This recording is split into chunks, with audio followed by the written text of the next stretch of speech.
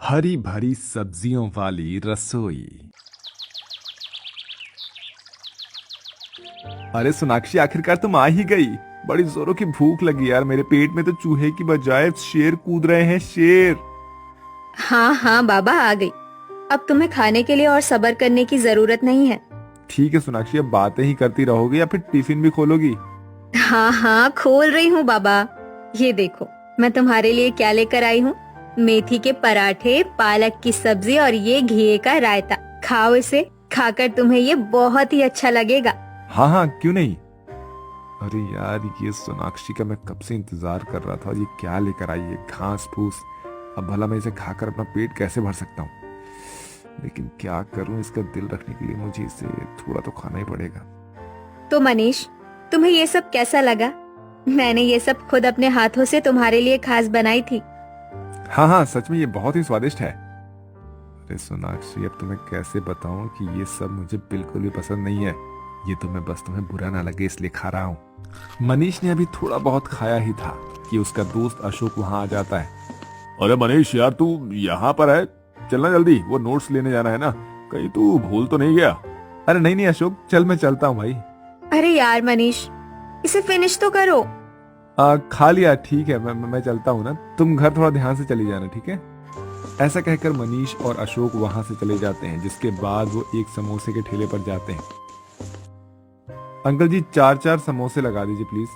अरे यार मनीष, अभी तो तूने सोनाक्षी के लाए हुए टिफिन खाया है, मतलब तू अभी यहाँ पे 4-4 समोसे खाएगा? यार अब क्या बताऊं यार, वो तो तू ठीक समय पर आ गया, नहीं तो आज तो मेरी तबीयत बिगड़नी ही थी। अब मैं तुझे कैसे बताऊं यार कि हरी सब्जियों की दुकान लगाकर लाई थी।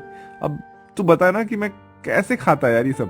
पर फिर यार, तू उससे प्यार करता है ना, और शायद तू तो उसी से शादी भी करेगा, और फिर आगे तेरी जिंदगी कैसे चलेगी फिर।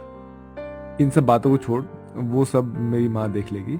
शादी के बाद मेरी माँ सोनाक्षी को सब कुछ सिखा देगी, तू चिंता मत कर उसकी। कॉलेज के बाद मनीष को एक अच्छी एमएनसी कंपनी में नौकरी मिल जाती है, और फिर वो अपने घर पर सोनाक्षी के लिए बात करता है। कुछ ही महीनों में मनीष और सोनाक्षी की शादी हो जाती है। अब यहाँ तक का तो सफर काफी अच्छे से चला था, लेकिन यहाँ से सोनाक्षी और मनीष की जीवन की पटरियां बदलने वाली थी। अब हम ऐसा क्यों कह रहे हैं, चलिए इस कहानी के जरिए समझते हैं। हाँ तो बहू, आज खाने पर मेरी बहन का परिवार आ रहे हैं, यानी कि तुम्हारे मौसी जी। दरअसल वो मनीष की शादी में किसी कारण से नहीं आ पाई थी, इसलिए वो अब हमसे मिलने के लिए आ रहे हैं। तो खाने में आज तुम मटर पनीर और बूंदी का रायता, पुलाव और थोड़े बहुत नान भी बना लेना। बाकी पूड़िया और पापड़ तो तब के तभी बनाना, ठीक है। और हाँ, मीठे में चावल की खीर अभी ही बनाकर रख लो, क्योंकि ठंडी खीर बढ़िया लगेगी। जी मम्मी जी। ये सब सुनकर घबरा गई क्या बहू? फिक्र मत कर, रसोई में तुम्हें अकेले नहीं झोंकूंगी, बल्कि दोनों मिलकर सब बना लेंगे, ठीक है? नहीं मम्मी जी, आप आराम कीजिए, मैं ये सब कर लूंगी। सच में? तुम कर लोगी ये सब अकेले? जी मम्मी जी, वैसे भी मैंने अपने मायके में भी ज्यादातर समय रसोई में ही बिताया है। अच्छा ऐसा है, फिर तो ये बहुत ही अच्छी बात है। फिर मैं ऐसा करती हूँ, आज मैं मंदिर हो आती हूँ।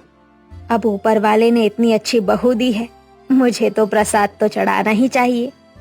अपनी सास उर्मिला की बातें सुनकर सोनाक्षी थोड़ा मुस्कुरा देती है और फिर रसोई के अंदर चली जाती है। करीब 3 से 4 घंटे तक सोनाक्षी रसोई में अकेले ही रहती है, और फिर खाने के मेज पर उर्मिला अपनी बहन के परिवार के साथ बैठी होती है। अरे लाजवंती, अब मैं तेरे से क्या छुपाऊं? अगर मैं अपने हाथों में चिराग लेकर भी ढूंढती ना, तो भी मुझे ऐसी बहू नहीं मिलती। मैं तुझे बता दूं कि आज का सारा खाना मेरी बहू ने खुद ही अकेले बनाया है। मुझको तो साफ कह दिया कि मम्मी जी, आप जाकर आराम करो। अब बताओ, कहीं ऐसी बहू मिलेगी? मेरी संस्कारी बहू। अरे वाह दीदी, सच में नसीब हो तो तुम्हारे जैसा। लेकिन बहू है कहाँ? जरा हमें भी तो मिलवाओ। हाँ हाँ मौसी, कहाँ है मेरी नई नवेली भाभी?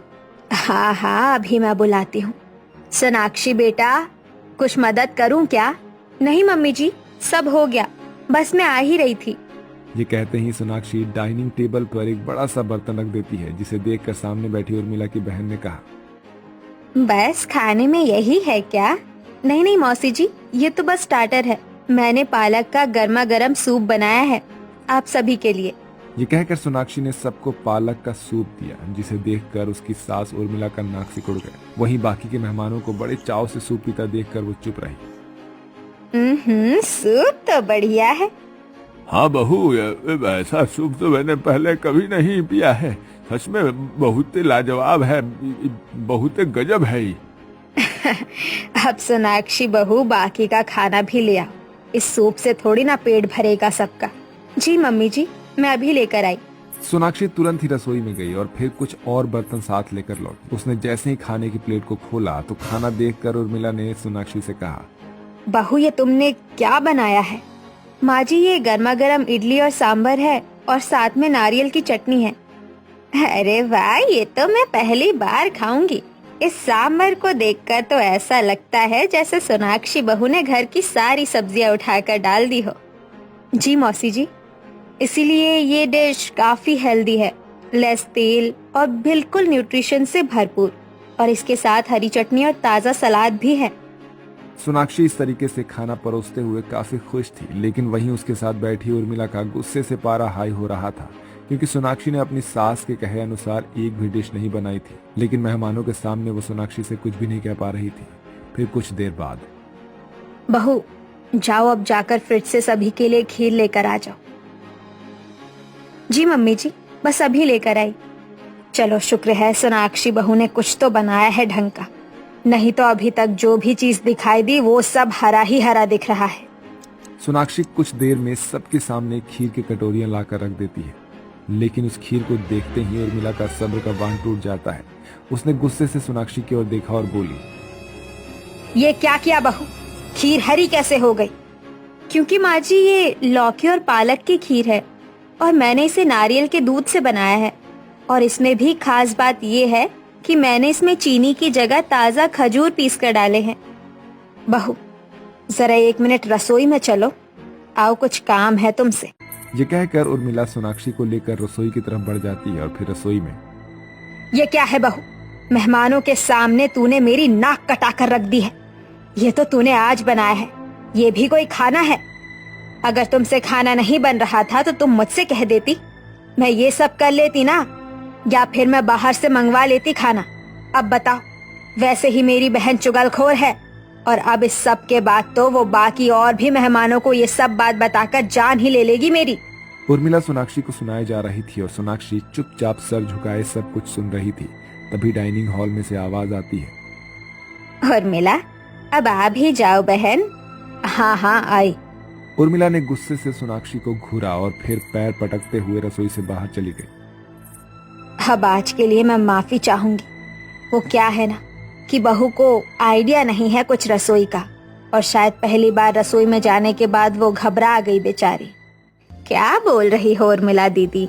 अरे आपकी बहू तो लाखों नहीं बल्कि करोड़ों में एक है, कसम से। यहाँ आने से पहले मैं इतना घबरा रही थी कि आज फिर हैवी खाना हो जाएगा और फिर मेरे शुगर लेवल बढ़ जाएगा, लेकिन सच में आपकी बहू ने स्वाद और सेहत से भरा ऐसा खाना खिलाया कि मजा ही आ गया। हाँ उर्मिला भाभी, लाजवंती ने बिल्कुल सही कहा। मैं भी बीपी शुगर को लेकर थोड़ा चिंतित था, लेकिन ये सब खाना खाने के बाद तो मैं टेंशन फ्री हो गया हूँ। मैं तो यही कहूँगा कि आप अपनी बहू को मेरे घर कुछ दिनों के लिए भेज दीजिए, ताकि वो हमारी भी बहू को ये सब खाना बनाना सिखा दे। सोनाक्षी बहू, अरे ओ सोनाक्षी बहू, अरे कहाँ खो गई हो? क्या सच में आप लोगों को आज का खाना इतना पसंद आया क्या? हाँ मौसी जी, मेरी भी तबीयत बाहर के फास्ट फूड खाने से खराब हो गई थी। डॉक्टर ने मुझे खास तौर पर बाहर का खाना खाने से, यहाँ तक कि ऑयली खाना खाने से भी मना किया है, लेकिन भाभी के हाथों का बना हुआ ये खाना खाकर आज मुझे भी मजा ही आ गया। मौसी जी, ये पसंद नहीं बल्कि बहुत पसंद आया हमें। सच में उर्मिला दीदी, आपके भाग्य खुल गए सोनाक्षी जैसी बहू पाकर। चलिए अब हम चलते हैं। इस तरह लाजवंती का पूरा परिवार सोनाक्षी को शगुन के तौर पर तोहफे देकर वहां से चला जाता है। वहीं ये सब बातें सुनकर उर्मिला हैरान रह जाती है। वहीं जब शाम को मनीष आता है तो वो भी ये बातें सुनकर काफी खुश होता है। इसके बाद से रसोई की सारी जिम्मेदारी उर्मिला सोनाक्षी को सौंप देती है और इस तरह से सोनाक्षी भी अपने पूरे पक्के इरादे से न सिर्फ अपने ससुराल वालों की सोच को बदलती है, बल्कि अपने ससुराल के तेल मसाले से भरी हुई रसोई को एक हरी भरी सब्जी के रसोई में बदल देती है। और उसके घर में सभी लोग स्वस्थ हो जाते हैं और वो सभी लोग खुशी खुशी रहने लगते हैं।